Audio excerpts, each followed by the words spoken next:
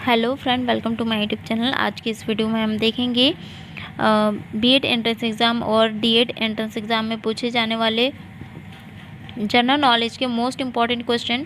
तो फ्रेंड, अभी तक आपने प्रीवियस वीडियोस नहीं देखा है सामान्य ज्ञान और शिक्षण अभिरुचि के, तो जाकर प्लेलिस्ट में देख लें। वीडियो पसंद आए तो लाइक कमेंट शेयर जरूर करें और मेरे चैनल को सब्सक्राइब करें। तो फ्रेंड, आज के इस वीडियो में हम देखेंगे जनरल नॉलेज के इम्पॉर्टेंट टॉपिक मौलिक अधिकार और कर्तव्य के बारे में। ठीक है, तो फ्रेंड इम्पॉर्टेंट टॉपिक है, आप ध्यान से देखिए और कुछ पॉइंट मैं बताते भी जाऊंगी उसके बारे में, तो ध्यान से सुनिए। उससे रिलेटेड क्वेश्चन भी आ सकते हैं। ठीक है, तो आज का पहला क्वेश्चन हम देख लेते हैं। फ्रेंड, क्या आप मौलिक अधिकार के बारे में जानते हैं? मौलिक अधिकार क्या है?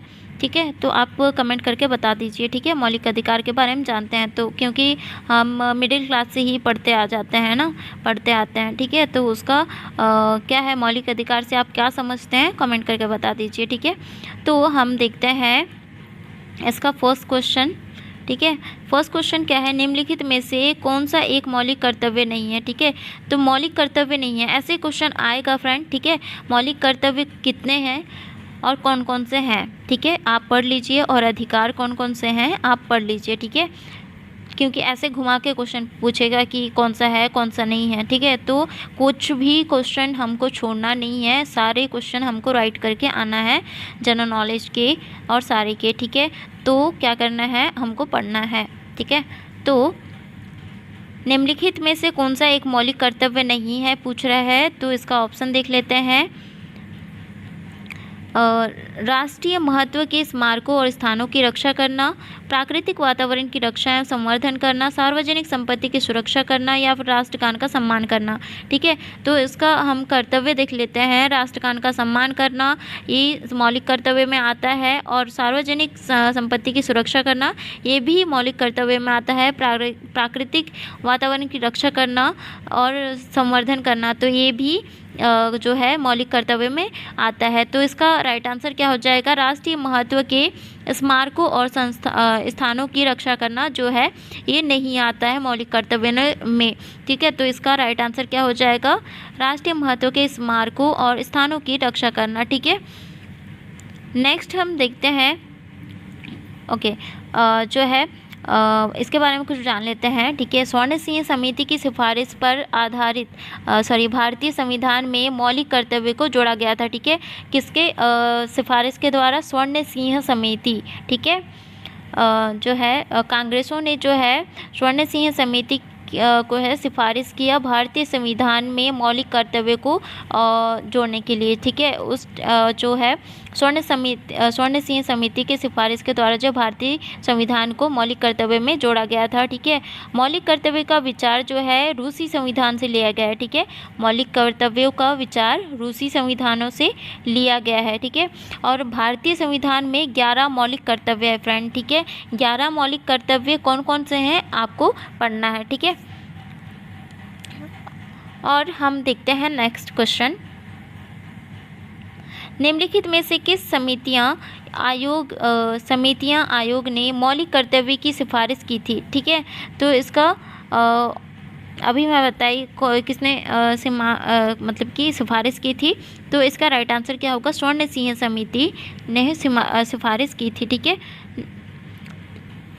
तो 1976 में नागरिकों के मौलिक कर्तव्यों को संविधान में जोड़ा गया था। ठीक है, सबसे पहले संविधान में कब जोड़ा गया था मौलिक कर्तव्यों को, तो 1976 में जोड़ा गया था। ठीक है, ऐसे क्वेश्चन आ सकता है। ठीक है, कि कब नागरिकों के मौलिक कर्तव्यों को संविधान में जोड़ा गया। ठीक है, ऐसे क्वेश्चन आ सकता है फ्रेंड, ध्यान से सुनिए। 1976 में जोड़ा गया था। ठीक है, 1976 में कांग्रेस पार्टी ने मौलिक कर्तव्यों के बारे में सिफारिश करने के लिए सरदार स्वर्ण सिंह समिति को स्थापना की थी। ठीक है, पहले 10 मौलिक अधिकार थे, पहले जो है 10 मौलिक अधिकार थे, फिर जो है और एक मौलिक अधिकार जो है ऐड किया गया। ठीक है, 2002 में। ठीक है, ऐसे भी क्वेश्चन आ सकता है कि जो सेकंड टाइम जो संशोधन के टाइम कौन सा मौलिक अधिकार ऐड किया गया और कब किया गया। ठीक है, ऐसे पूछ सकता है। तो सेकंड जो मौलिक अधिकार ऐड किया गया वो 2002 में किया गया संशोधन के टाइम। ठीक है,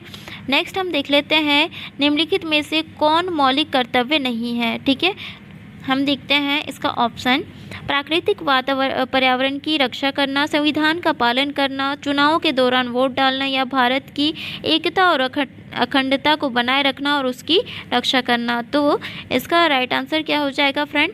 चुनाव के दौरान वोट डालना जो है इसका राइट आंसर हो जाएगा, क्योंकि ये जो है मौलिक कर्तव्य नहीं है। ठीक है, बाकी जो है प्राकृतिक पर्यावरण की रक्षा करना ये है मौलिक कर्तव्य। ठीक है, संविधान का पालन करना ये भी है मौलिक कर्तव्य। भारत की एकता और अखंडता को बनाए रखना और उसकी रक्षा करना, तो ये भी जो है मौलिक कर्तव्य है। ठीक है, मौलिक कर्तव्य का महत्व क्या है जान लेते हैं।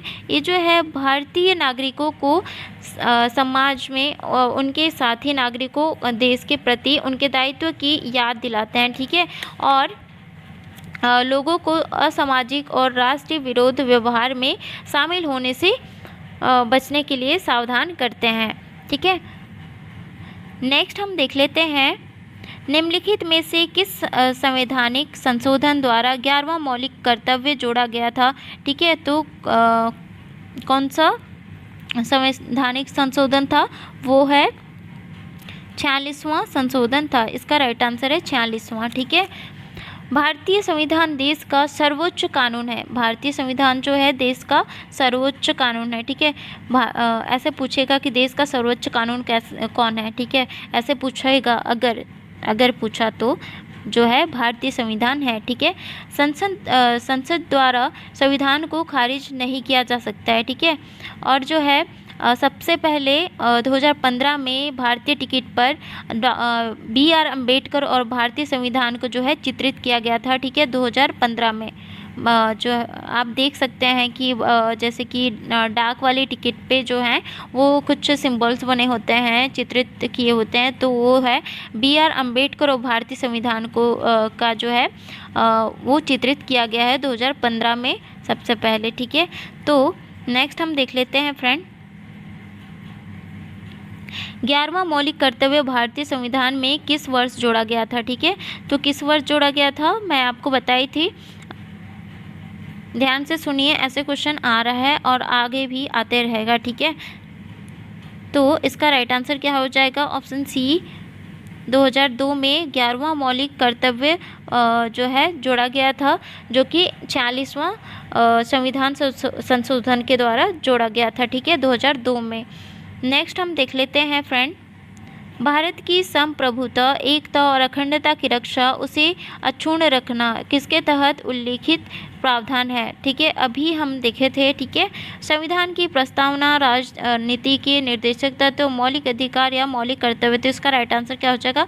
मौलिक कर्तव्य। ठीक है, नेक्स्ट हम देख लेते हैं भारतीय संविधान में मौलिक कर्तव्य को खालिस्तान के संविधान से गृहीत किया जाता है। ठीक है, तो इसका राइट आंसर क्या हो जाएगा? USSR। ठीक है, USSR जो है भारतीय संविधान को मौलिक कर्तव्य को भारतीय संविधान के मौलिक कर्तव्य को जो है USSR के संविधान से गृहीत किया गया है। ठीक है, USSR को सोवियत संघ के संविधान के रूप में भी जाना जाता है। ठीक है, USSR को सोवियत संघ के संविधान के रूप में जाना जाता है। ठीक है, इससे रिलेटेड क्वेश्चन आ सकता है, आप ध्यान से सुनिए। ठीक है, USSR का जो फुल फॉर्म है union of Soviet socialist Republic है। ठीक है, इसका जो है फुल फॉर्म फिर से रिपीट कर रही हूँ, आप ध्यान से सुनिए, union of Soviet socialist Republic है। ठीक है, नेक्स्ट क्वेश्चन हम देख लेते हैं मौलिक कर्तव्य को निम्नलिखित में से किस संविधान से लिया गया है। ठीक है, तो किस संविधान से लिया गया है? इसका ऑप्शन है सोवियत संघ, संयुक्त राज्य अमेरिका, दक्षिण अफ्रीका या ऑस्ट्रेलिया। ठीक है, तो इसका राइट आंसर क्या हो जाएगा फ्रेंड? सोवियत संघ। ठीक है, सोवियत संघ से लिया गया है। अभी मैं बताई USSR को सोवियत संघ के संविधान के रूप में भी जाना जाता है, तो इसका राइट आंसर क्या होगा? सोवियत संघ। ये मतलब इसके जगह अगर USSR भी दिया रहता है तो क्या हो जाता? इसका राइट आंसर USSR। ठीक है, क्योंकि USSR को जो है सोवियत संघ के रूप में जो है जाना जाता है। ठीक है, नेक्स्ट हम देख लेते हैं किस वर्ष में मौलिक कर्तव्य को हमारे संविधान में शामिल किया गया था। तो किस वर्ष में किया गया था सबसे पहले संविधान में शामिल? तो ये मैं बताई थी आपको। ठीक है, तो किस वर्ष है? इसका राइट आंसर क्या हो जाएगा, 1976 में शामिल किया गया था। ठीक है, नेक्स्ट हम देख लेते हैं भारतीय संविधान के निम्नलिखित में किस अनुच्छेद में मौलिक कर्तव्य से संबंधित प्रावधान है। ठीक है, तो इसका राइट आंसर क्या हो जाएगा, अनुच्छेद 51A। ठीक है, नेक्स्ट हम देख लेते हैं निम्नलिखित में से कौन सा अधिकार अनुच्छेद 21 के तहत मौलिक अधिकारों के रूप में शामिल किए गए हैं। ठीक है, तो इसका है आजीविका अधिकार, मानवीय गरिमा के साथ जीने का अधिकार, आश्रय अधिकार, शोषण से मुक्ति अधिकार। उपरोक्त में से कितने सही हैं। ठीक है, तो कितने सही हैं,